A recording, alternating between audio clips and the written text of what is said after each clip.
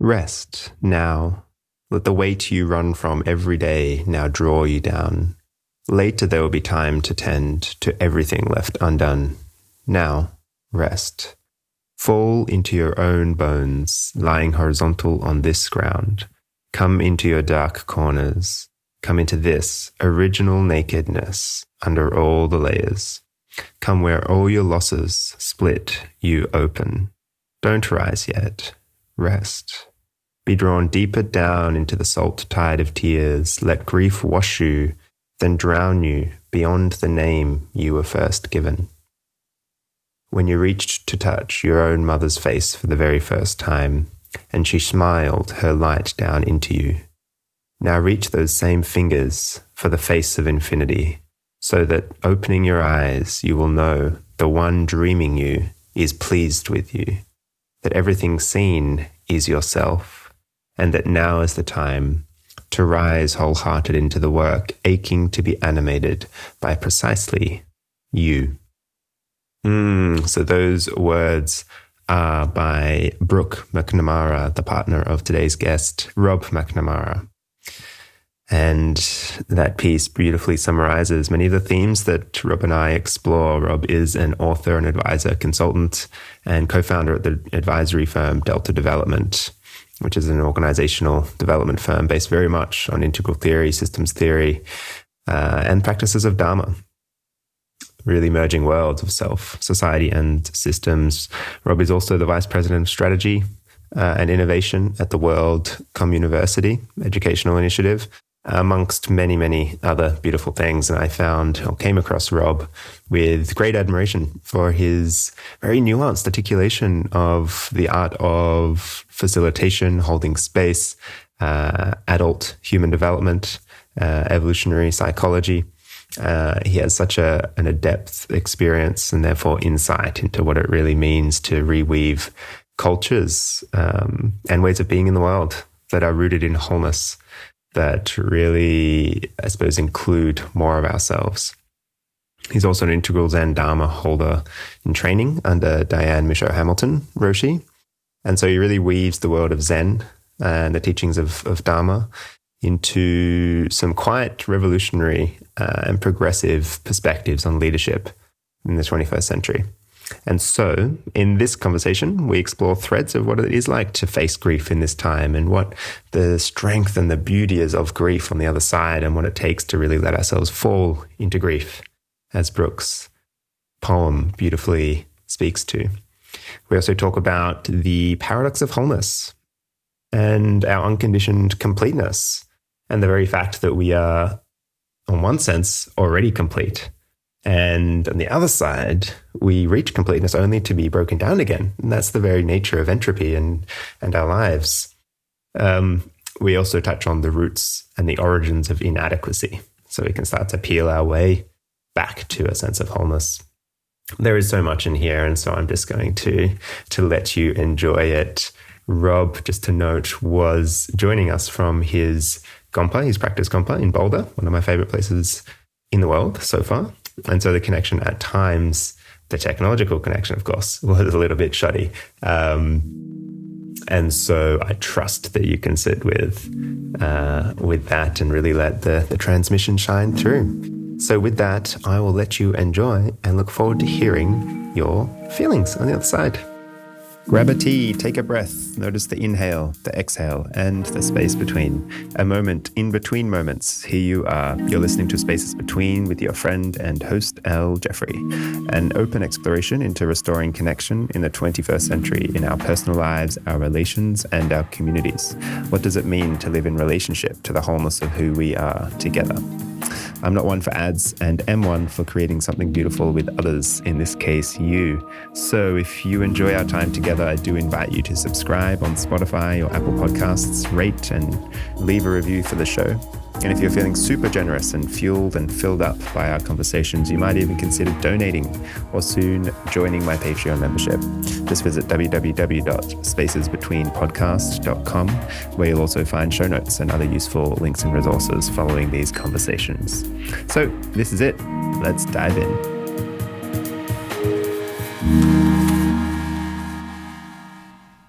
All right. Rob, thanks so much for taking the time for a conversation this morning. It's my pleasure. I'm excited for it. Yeah, and I'm excited to be connecting with somebody in Boulder again. It's a place that has a very dear and warm place in my heart. Yeah. And so it's always just even nice to be conversing with someone from Boulder. I feel like, I don't know, my energy is totally different even just after a conversation with somebody who is there. So thanks for gifting me that experience. As a way of situating the conversation, I suppose within a context, given that we are in a very unique moment in time, I suppose facing a twin pandemic amidst COVID, and now with Black Lives Matter and the global conversation around racial injustice and inequality. I'm curious how you are making meaning of this time, or what stories you're telling about this time. Yeah, so I think the backdrop of what's currently happening for me is weighted around a sense of civilizational collapse and or decline. Certainly, we've got a lot of telltale symptoms that the basic structures that organize civilization are reaching kind of the end of their viability. And this has been kind of an inquiry for many, many years leading up to this, the pandemic being the first one that you mentioned. And then, of course, the wave of kind of, well, just a call to action for a revolution in society. At least that's how I'm relating to it. And so when civilizations get into trouble, the usual means of achievement and progress and status begin to be abandoned. Mm-hmm. And I view kind of myself as my whole life is in some ways has been kind of playing along, but not quite. Kind of get into some of that later. But when things are in crisis, there's more potential. And even if we just look at, when marriages reach crisis or companies reach crisis, it doesn't matter quite the scale, even just an individual. When the homeostatic functions of coherence, we might even say wholeness, become disturbed and disequilibrium starts to kind of pick up momentum, there's more potential. And that's principally how I've been looking at what's happening, is that we are in a highly potentiated space, individually and collectively. And potential is kind of agnostic or neutral, and we can have tremendous potential for goodness, and there's also tremendous potential for harm and damage. And so both are deeply true. And I've been kind of looking at this first wave of the pandemic as there's a battle or a war unfolding for the future of humanity. And it's happening in our living rooms, in our kitchens, in our, bathrooms. Like, it's a silent war, as I often called it. While people are in quarantine, something is being fought for. As we don't enter out into the world in our habituated ways, for those of us who did quarantine, but a good portion of the human ecosystem experienced some level of it. And so there is the kind of silent battle for greater goodness, a more ethical and just world to emerge, and also the potential for just deep suffering and pain. We might even say evil that is at risk. And on top of kind of the pandemic, to your point, there's there's the social upheaval from the injustices that are happening or all amongst power dynamics between races, and then just the populace in general and the police. And I think this has been a long time coming in terms of it's time for us to reckon with the inequities and injustices that are that have been plaguing us. Really, we have yet to achieve a civilization that genuinely takes care of citizens in an equitable fashion. And we just haven't gotten there yet. And so this is one of those stepping stones where, okay, let's take a hard look at the haves and the have-nots, those with privilege and power, those with less privilege and power. And let's look at those lines and evaluate what is the way that we want our communities to function and our countries and our world. What role of equity do we want to build into the basic notion of what it means to be a citizen? And so I'm really curious about this sense of citizenship that grants innate human rights for all, regardless of ability, race, education, So that's kind of the opportunity. And so that's a bunch. I could fill our whole time just on this one comment, but let me pause and see what has energy for you, because there's more that I could say. Let me just pause there and see what's of value. Yeah, there's so many threads I was writing down that I'd love to go on tangents on, and maybe we do. But there's the piece around the notion, I suppose, that this is a time of many potentialities and possibilities. And in that we have literally the gift and the absolute kind of, at the same time, paralyzing and confronting ability to create what we wish. Like when all in this state of the liminal, when what was has kind of been broken down or at least brought into question, we have the ability to collectively now sit in a kind of radical contemplation together about what is serving and what's not, and renegotiate our way back into the world. And hence things such as Black Lives Matter coming up, which is really exciting. But in some sense, I wish we could just go back into lockdown, because there's a sense that in order to work with, to sit with, to feel, to sense, and to allow what is to come next to emerge requires that stillness and listening and spaciousness and like the depths. In my experience, I'm curious to hear your perspectives on this as well, but to, in some sense, excavate the deep biases and presuppositions and notions we hold that, how culture has woven its way into our individual psyche, to be able to actually excavate those and to do the kind of sacred activist work of unraveling the injustices that actually live within us without us knowing, and really without our doing. It's not our fault. But to do that work requires that contemplative silence. So it's kind of like, in order to really do this work, we kind of need to go back into lockdown, is my sense. It's going to be incredibly hard to integrate any meaningful, I suppose, social change as we're now starting to step out into the world again, start to interface with the external world.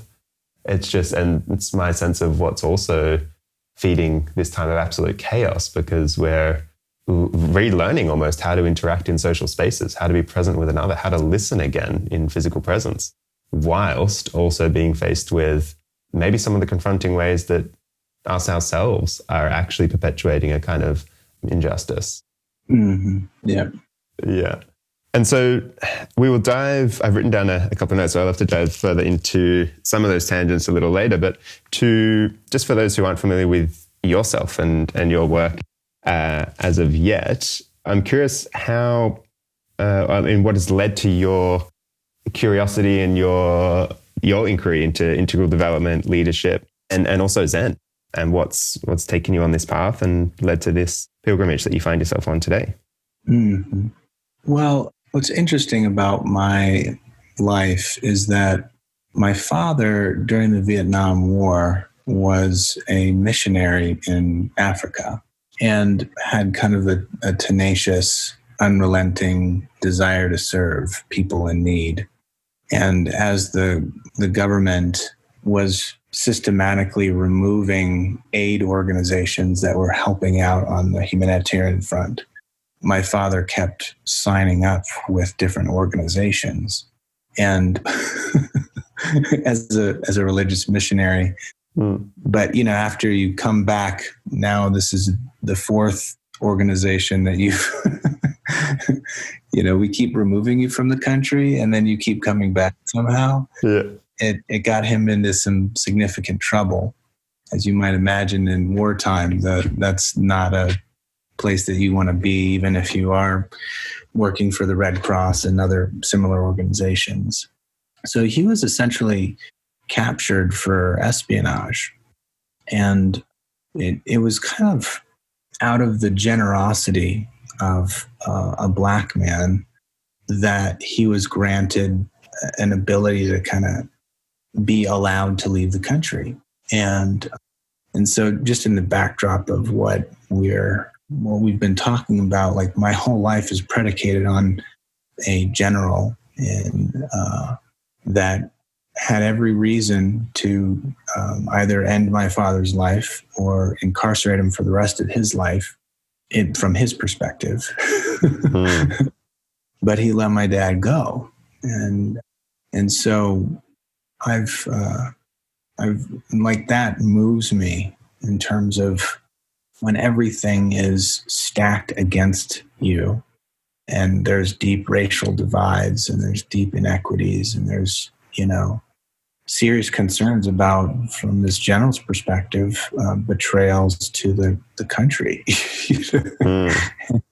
And so just, there's something operative in my existence that it's kind of miraculous, in these deep divisions racially, and generosity has allowed me to exist. So that a part of what brings me here into this world, and obviously my father he was a religious missionary. He's a Lutheran pastor and he's still at it. He's in his mid-70s and supposedly he retired, but I'm still going up to Wyoming and sing and preach, and he's kind of doing some part-time work for a congregation, and he's a police advocate. And so he's just kind of, again, like that same thing that you can't get the guy to stop serving. And so that's been the backdrop of my entire life. And as it pertains to, me, my existence was challenging growing up in that I was probably born with asthma, but I was diagnosed, I think, when I was 2. And a good portion of my childhood has been spent kind of grappling for air and having asthma attacks. And, when I lived overseas in Denmark, it was the doctors would come to the house with, epinephrine shots to kind of save me. And stateside, there was some technology that enabled me to have kind of nebulizers and things like that at home. And that's kind of what kept me alive. But the backdrop of my curiosities into human development and are purely kind of built on just me grappling with death. And when I was in middle school, I kind of woke up to my condition and started to realize, oh shit, maybe I don't have time like I presumed and like my peers presume and my parents presume. I'm not sure if I'm going to make it through tonight, because most of my serious attacks happened at night. So I spent, most nights kind of peering into an assessment, did today matter? And if this was all I got, did I live it well? And that plunged me into this intimate inquiry into development, because most of the aspirations and kind of life trajectories, what civilization kind of puts in front of youth as here's what matters to you and here's what should matter. And I just couldn't quite latch on to it in some sense because I didn't think I was going to make it. I'm still kind of amazed that I'm here. But, I'm here. So that kind of fostered some kind of interior journey that later on matured into just a ferocious curiosity. When all else is kind of taken away, if you don't think you're going to graduate high school or middle school or make it to the weekend, or you don't really know if you're going to see tomorrow in a visceral way, I was kind of forced to answer what really matters. And for me, what really mattered was joy and love and wisdom and insight and knowledge. And that kind of led me into this direction of studying development and philosophy and psychology pretty rigorously. And as I've continually stumbled into surprisingly still being here at the ripe age of 42, I've been just starting to peer more and more into leadership and how to help leaders grow, because I see the influence that can be had. So that's a little bit about me in terms of what got me into development. And I treat kind of integral theory as a highly complex philosophical position on, how do we grow and develop, And, let me pause there. Thanks for going on a little tour with me, brother. Of course. Thanks for taking us on the tour. And I'm, blessed and honored that we get to bask in you still being here. Yeah. And all of the insight, perspective, and wisdom that your journey has had you encounter along the way. And it's really, of course, relevant, but also heartening to hear of your dad's story as well, and the kind of radical compassion that speaks to. Yeah. Across racial divides, and in a time, as you mentioned, where it seems like the African general must have been going against some sort of legislation or law, or where his heart must have been bigger than some sort of the mandate. Yeah, the mandate, and to follow that is incredibly inspiring. And I'm also curious about the ferocious curiosity that you mentioned because of your experience with asthma and all that has meant for you, and how you've balanced that kind of what for some people can become an existential angst when you feel that absolute desire to find meaning or to find purpose, and it seems like this answer that you have to find, and then life becomes oriented so much towards answers and finding this calling. And only when one finds this calling does life have meaning. Yet to balance the kind of existential given that whilst, yes, there is a meaning which must be crafted and must be chosen and taken responsibility of, at the same time, life is meaningless, as maybe Yalom or existential philosophers would say. And it's finding our way between those two realities to have the compassion that my being here now, very intimately connected with this present moment, is purpose enough. And at the same time, there is a greater calling. And so I'm curious how your experience of that, and was it something you mentioned that you've always been oriented more towards curiosity and wisdom? Was there ever a time where that kind of ferocious curiosity actually showed up as a strong existential kind of anxiety? No. In the sense of, because I think many of us, we get enculturated into the kind of life trajectories and paths that signify meaning and significance. And I just wasn't able to kind of latch on to any of those. But I have a lot of compassion, if you spend 20 years kind of investing in that, or 40 years, and that's what sincerely motivates you and moves you and matters. And when the bottom falls out of that, that's like, your existential crisis of like, what does this mean? And, for whatever reason, I haven't gotten there. And I think my answers to it are, if we don't get kind of seduced into temporally projecting our aliveness out into the future, if we suspend that basic habit to kind of project the persistence of us into time, if we can't rest the significance of our lives on that, we're forced to kind of grapple with immediacy and things that are inherently valuable and intrinsically nourishing. And so in some ways, my life has been kind of in refuge in that immediacy.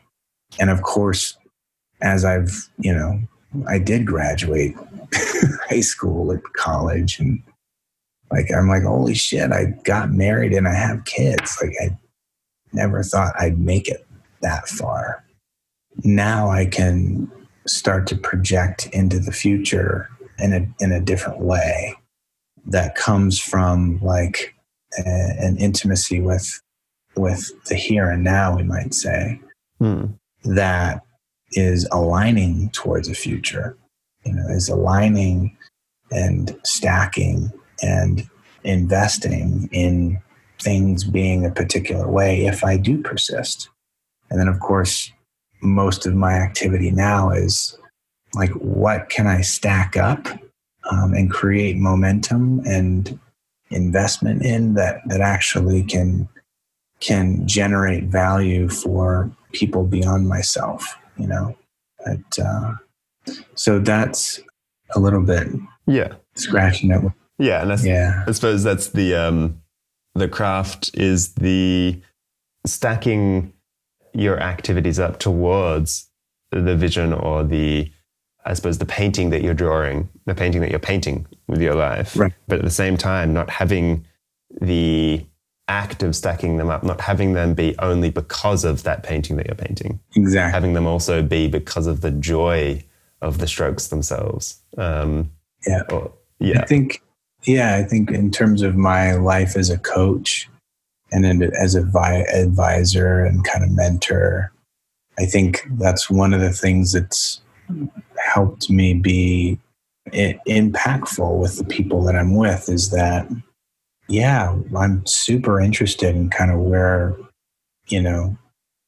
you as client need to go and where I need to go. But there's a deeper kind of investment in the here and now, and then attending to those minute details in the here and now that matter profoundly. Mm-hmm. And that's where kind of adults in our abstractions and, when we distribute our attention and energy out into the future and into different domains, we stop missing the basic processes of deepening our engagement with the here and now. And that's where quite literally we lose traction and we start kind of spinning our wheels, metaphorically speaking. We know that our wheels are lined in a particular direction, but we're missing so much of the contact points in the present, Mm-hmm. But there's something you said about, the other thing I'll say is just suffocating. Really, it's a horrific experience. And so just breathing is like so nice. Yeah. And so, just enjoying breathing. Yeah. For me, it's like, how can I have existential angst if like I'm breathing okay? Mm-hmm. If I've got people that I love around me, and if I'm getting to kind of enact things that I love, like, that's pretty good. Oh yeah. In the end, which I'm continually kind of facing. Yeah. Yeah, I suppose amidst Guillaume's four existential givens, which are death, freedom, isolation, and meaninglessness. If you've confronted death in a very real, in the body, felt, visceral way, and you've reconciled your relationship with the inevitability of dying, then the other three, I mean, yeah, we all still need to face them, but they're definitely not as loud, at least in my experience, and in my listening to your experience just there as well. Yeah, totally. That when breathing itself is an absolute joy and honor and privilege, everything else is just the cherry. So to bring, I suppose, this into a bit more of an integral framework, and then I'd love to dive into the self and some of the threads from your book, Elegant Self. But I often talk about a kind of dexterity of heart and mind and the ability to hold the whole, and also to really zoom in and honor and acknowledge and be intimate with the parts, whether that's within the system or whether that's also the self as a system.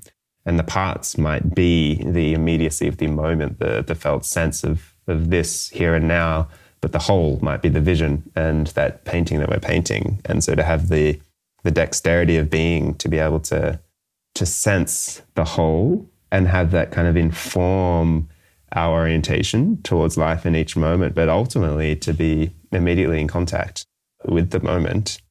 How do you, because I mean, that takes a lot of psychic, emotional, and in social settings, I suppose social acuity and energy as well, to be able to maintain a connection to the whole and not get lost in the parts. And at the same time to feel the parts intimately without getting lost in them. I feel, and especially for me in lockdown or during COVID, in these times of rapid uncertainty, we all, I suppose, tend to notice that we swing towards one or the other. We swing towards hope and the bigger picture and trying to maintain a stance of hope, and in a sense pulling ourselves, or for me, it was stepping from first person perspective into kind of third person perspective. And all of a sudden, here I am, in my experience, all I'm doing is thinking about the beauty and the potential in this moment. And it took me a while to actually recognize that, wait a minute, I haven't actually felt my first person experience of this moment. I haven't zoomed back in. And then for others, their first orientation is to zoom in and to feel overwhelmed. And then it takes them some time maybe to start zooming out and be like, wow, okay, other people are also experiencing something too. So how do you, in your experience, what practices do you use, or what have you found useful in maintaining a kind of holism to your perspective, where you're honoring the parts, but also in contact with the whole? Yeah. Well, I think the basis of orientation is one that's groundless, formless, without movement, without time, without space, without boundary. And so if that non-seeking presence, if that liberated awareness is something that we've cultivated a intimacy with, which isn't the right way to say it, but it's close enough. But like, that's the ground of wholeness. And in my book, I call it kind of the self without form, or the unconditioned completeness. And unconditioned completeness is very different than our efforts to maintain completeness and our efforts to maintain wholeness. And so in a way, there's, I'm pointing at a very Zen thing, which is, let go and keep letting go. And like allow identity to merge with like the unreasonable surrender that liberation involves. And from this space, there's no necessity to hold. There's no necessity to effort to kind of tend to the whole. You intrinsically are the whole and innately are always the whole, no matter what. And even if you perceptually envelop yourself in an identity that is partial and fragmented and truncated, which happens quite a bit, that too is not separate. from this radical wholeness. Hmm. And so my particular like living answer to your question is kind of pointing at just the radical generosity of liberation that's not earned or warranted or can be managed in any way. And out of the supreme confidence in liberation itself as you, now we can actually pick up those parts that you're talking about. Pick up parts in a way that is bold and courageous, meaning that you're not trying to be many parts, but you're willing to be fully a part in this particular moment, at this particular time that is inherently limited, is inherently truncated, is inherently small, but it's unique. And that uniqueness is like delight, even in the face of like suffocation. but that's my personal kind of lived experience, and also obviously intertwined with, you know, many many years of Zen training. Yeah. Yeah, it reminds me of, I suppose, what might also be called the discerning mind, or the Buddhi mind, that clear space of, I mean, Margaret Wheatley would call it the clear space of good feeling, that which is unclouded by whether it is hope or heartbreak, but it's that place that includes and goes beyond. That transcends and includes, and it's from feeling our inherent, well, that as our inherent nature to begin with. Yeah. And then from there, the only way of orienting to life from that vantage point is one of holism. Yeah. So I love that. Yeah.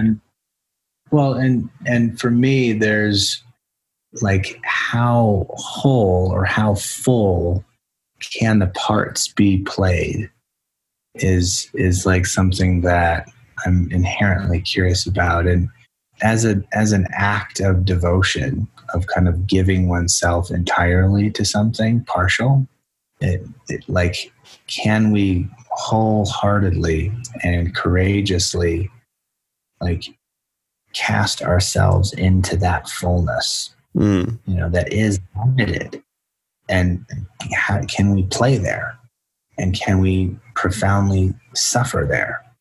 That's the play for me, you know. That's the intrinsic like fulfillment of purpose in the moment, regardless of what activity you're up to, you know. But when it's your time to be grief, you know, like, what courage to be completely congruent with that.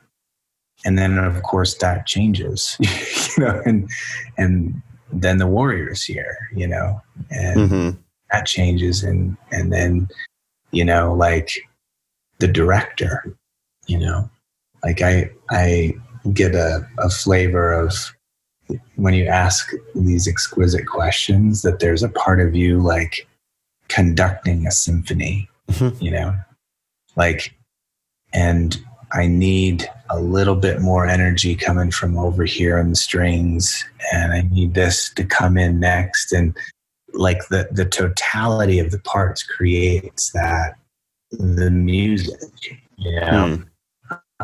But I can feel your conductorness is like tweaking this part over here, and then cueing this part over here, and as you're listening to the whole, you know, which is like really delightful just to feel you. I don't know if that resonates, but yeah, definitely. Yeah, I resonate a lot with the eagle as a kind of archetype for myself.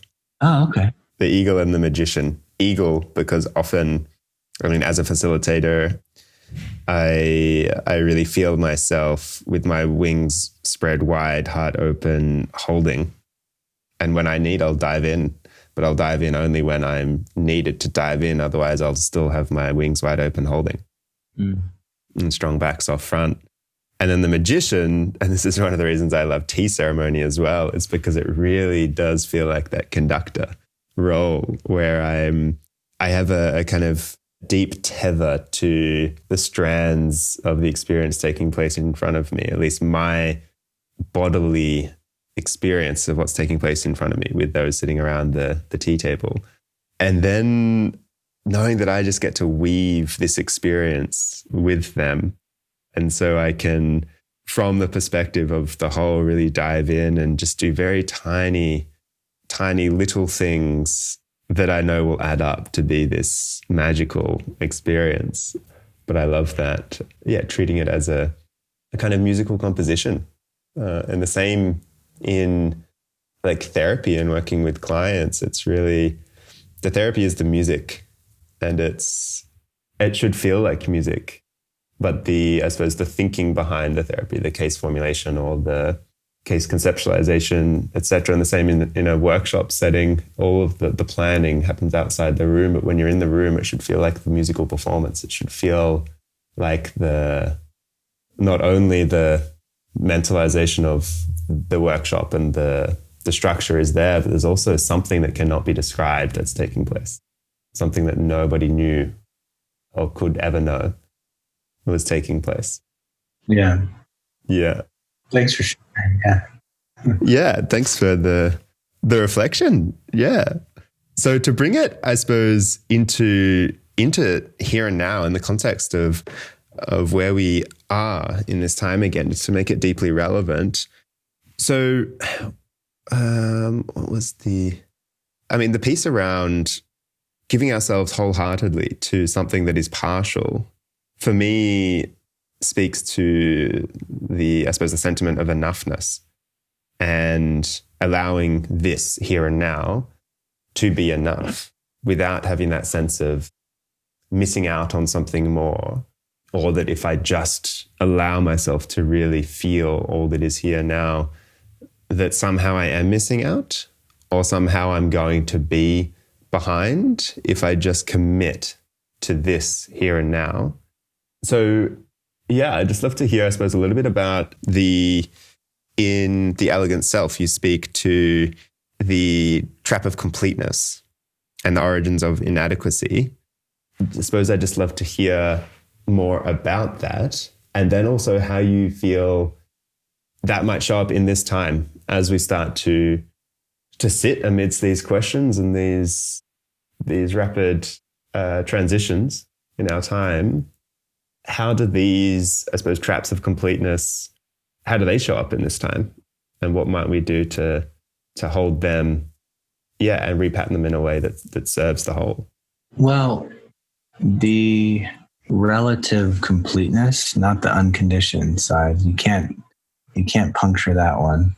Mm-hmm. At least that I'm not aware of any way to do that, or any way of anything to do that. But on the form side of the street, it's helpful for us to remember that we construct wholeness to be broken. And I can imagine people don't want to hear that. Yeah, I was going to ask for a little more. Yeah, I'll say it, but like the formation of yourself is like this exquisite expression of you're always just kind of the whole complete you in all of your undoneness, but it's you. And with absolute certainty, that wholeness will come to an end.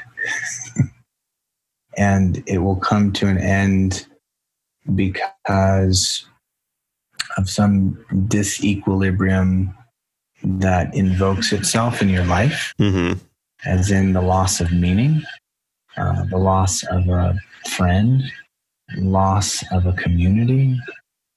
These wholenesses are always being taken from us. And it's helpful for us to remember that that's supposed to be the case, that our positions are made up to be undone.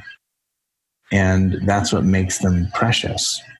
And the fantasy that your preciousness is going to go on indefinitely actually kind of numbs out and flattens the uniqueness and the delight and the preciousness that you are.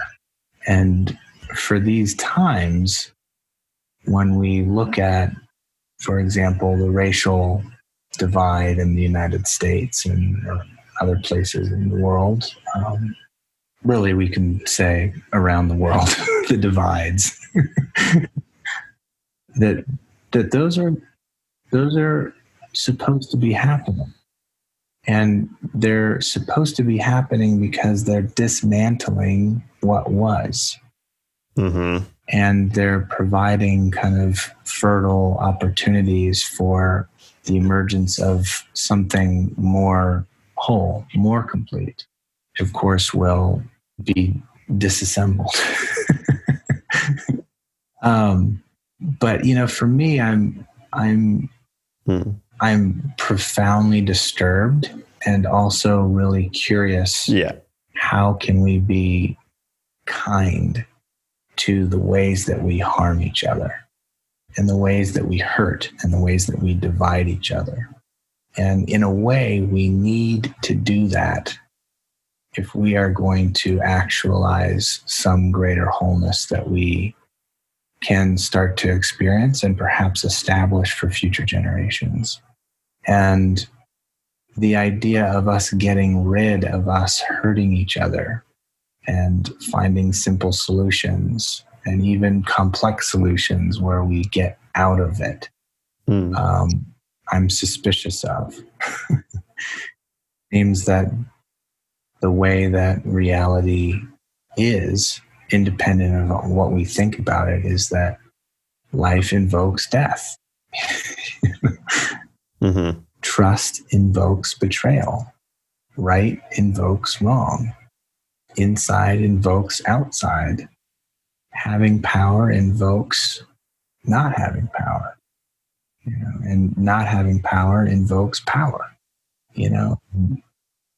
So the interconnected nature of things, the co-arising mutuality that, to use your phrase, that those spaces between are always abundant. And I'm very curious about the wholeness in us that can be kind towards our deep social divisions, and not in a way that we should perpetuate them. That's not what I'm advocating for, but that we can actually collectively feel the harm to all parties and the losses, and to really grieve, like, fuck, we do this to each other and we keep doing it to each other and we can't seem to stop doing it. Like, until, both sides arrive there, well, that's kind of what I'm hopeful for. Yeah. It's a beautiful... But it's a wholeness that welcomes and is kind to that, man, we've been fucking brutal with each other and to ourselves, really. Yeah. Anyway. Yeah. It's to be able to hold it.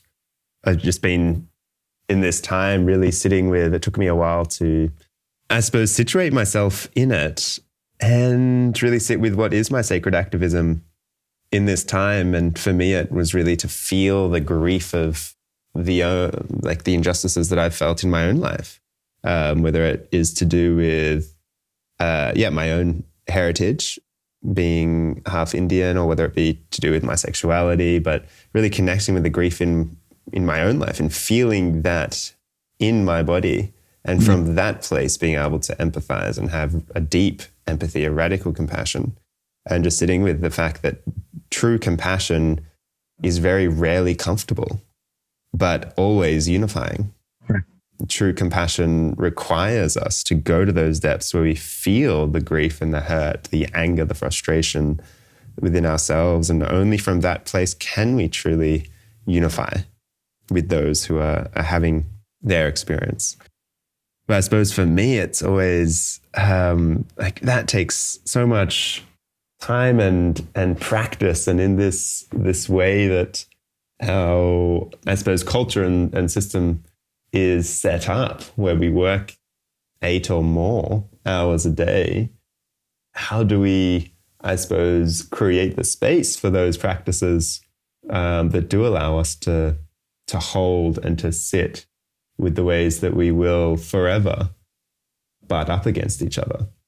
Because I'm hearing, and I also really agree, that it's not about not butting up against each other. It's just finding more graceful, more wise, more compassionate ways of holding that butting up against each other and sitting with that to allow it wants to emerge. But that's a whole life of a workshop to go to. Yeah. Yeah. Yeah. Yeah. My Zen teacher, Diane Musho Hamilton Roshi, she did a talk on it. I haven't listened to it, but she was a buddy of mine, a fellow monk, her and Gabe Wilson, another like exquisite being. They had a conversation around what if the world was a transformational workshop. Yeah. and it's like, well, that's kind of what it is, you know, like, but we're not all voluntarily in it. We didn't sign the waivers. Yeah. We're in them. Exactly. And there's no getting out of it, you know? No. And it speaks back to the point that these times, these liminal spaces are the root of the word sacred, blessed and cursed at the same time. In the liminal soup, like all potentialities are open, and they can be deeply healing and transformative or re-traumatizing.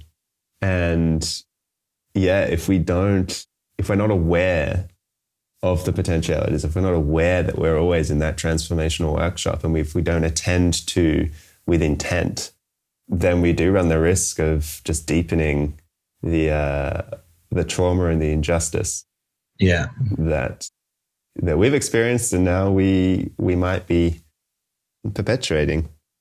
And so I suppose as a way of bringing this back, and again making it really relevant for this time, and also to touch on some of your perspectives on leadership, trying to wrap it all into one exploration. What is your vision for leadership in this time? And I suppose I'm also curious about, how do we hold spaces for these courageous conversations, or how do we start to hold each other accountable in really graceful ways that don't shame, that don't blame, but really call people in to a new story of justice and togetherness? What are some of the things that people might do, or you might invite people to practice in this time, just in their close-knit circles, with family, with friends, with those they live with, but in their own leadership in their communities, in order to start to weave a new pattern? Yeah, well, just out of compassion for my wife, who's probably wrestling my 2 boys who are 6 and 3, London and Orion. Mm-hmm. I would have to say, you know, we should maybe do a part 2 on some of these questions, just in terms of time's sake. But I like love your questions, and I would just want to explore more with you and have a lot to say on some of these pieces. But what I would say, and you've been saying it, you know, like we should go back into quarantine. Great. and I don't mean that in the sense of like COVID, go into quarantine, you know, although I do think most of the world probably should be, certainly here in the States. Like it's crazy what's happening here in the States. But this COVID has brought death into visibility in a way that like globally, we all kind of looked at it together. And that's disrupted the denial of death that usually creates the homeostatic functioning of humanity. And you can see it's trying to get rebooted in its old ways. At least that's some of my experience here in the States. I don't know about what's happening in your neck of the woods, but there's this effort to kind of like push it away and deny again, and even further. So denial is getting thicker, and so the risk for real harm is kind of skyrocketing right now.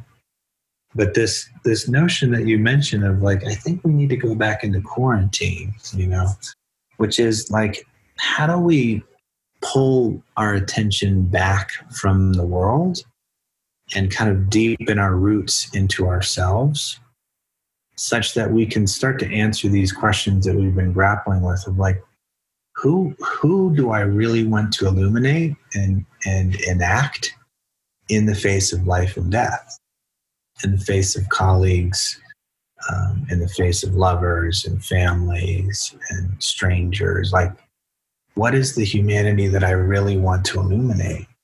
And we have an opportunity and a challenge in that the answers to what is the human being are starting to falter and fall away, which creates more space for us to answer it more coherently for ourselves, and which is to step into the quality of leadership that's required.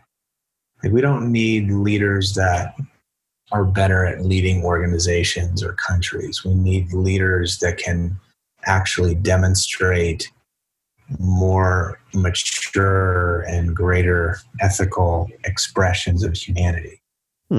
Less armed with strategies and techniques and more armed with the courage of the heart to enact the expressions of humanity that they deem worthy for their own life and death. And then others can have the free choice to follow in those footsteps or enact diversities that are inspired by those.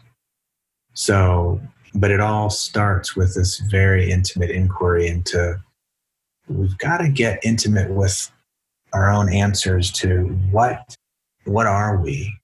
What, not who am I, but what am I? And then what are we together? And those are the two questions that I find myself coming back to with leaders again and again, particularly in these times of crisis. Mm-hmm. Yeah. Can I ask what the distinction is for you between the question, and why the distinction is important between what am I and who am I? Or who are we and what are we together? Mm-hmm. For me, who are you doesn't get as poignantly at the level of transformation that most interests me.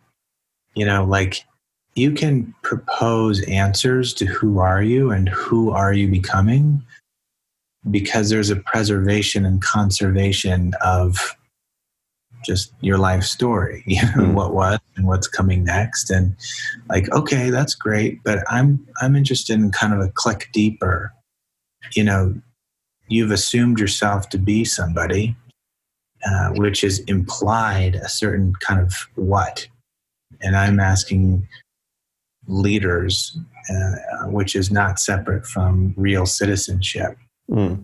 For me, I'm asking us to be very curious. What are you? And then what are you becoming? Mm-hmm. And it invokes a greater curiosity for me. Yeah. And that would be my intent, is that hopefully by shifting from who to what, we're just in our inquiry further. And clearly, like, inquiry, questions, uncertainty is our pathway forward. It's not advocacy, and it's not certainty, and it's not I know. It's actually the opposite.